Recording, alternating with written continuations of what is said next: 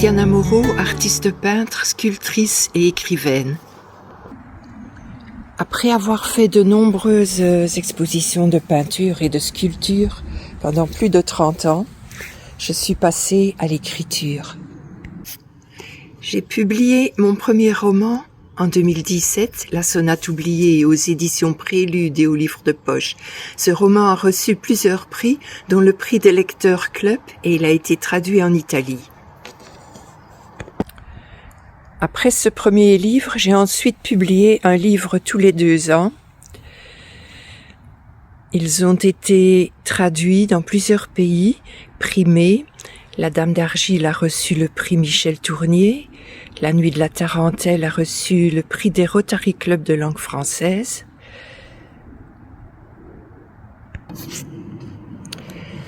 Mes livres reprennent des thèmes qui me tiennent à cœur. La musique, l'art, l'Italie, la Renaissance, des personnages féminins courageux qui forcent leur destin, la nature dans toute sa beauté, mais aussi Seraing, ma ville natale post-industrielle dans le bassin houiller et sidérurgique liégeois, afin que mes racines ne se perdent pas puisque je suis fille d'ouvriers métallos. J'ai aussi publié un recueil de nouvelles, pêle-mêle chez un éditeur liégeois, Palmyre, et là c'est un exercice différent où j'ai pu aborder divers sujets d'actualité, des souvenirs, j'ai sauté d'une histoire à l'autre d'une manière plus légère. En 2025, j'ai publié Au vent déraisonnable chez une éditrice belge en page, car il s'agit d'un roman qui se déroule dans les Fagnes de 1939 à 1970.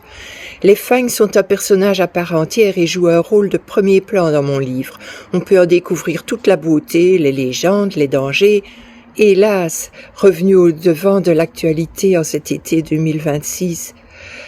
Beaucoup de lecteurs m'écrivent pour me dire qu'ils relisent mon roman, ils sont bouleversés par les Fagnes ravagées par le feu et que leur beauté sauvage demeure entre les pages de mon livre.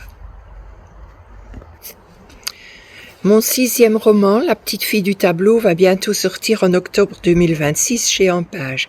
Il s'agit d'une histoire à la double temporalité, entre époque contemporaine et Renaissance, autour d'un tableau très étrange, qui se trouve au château de Blois.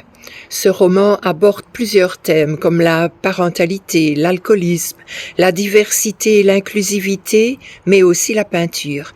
C'est une mise en abîme, un roman dans le roman, et je suis très impatiente de vous le présenter. Si je suis venue à l'écriture depuis moins de 10 ans, on peut dire que j'ai mis les bouchées doubles, puisque j'ai tous ces livres à ma disposition. Tout cela depuis 2017, les livres de poche, les traductions, les éditions de La Loupe en grand caractère pour malvoyants. Je vous remercie de m'avoir écouté et bonne lecture.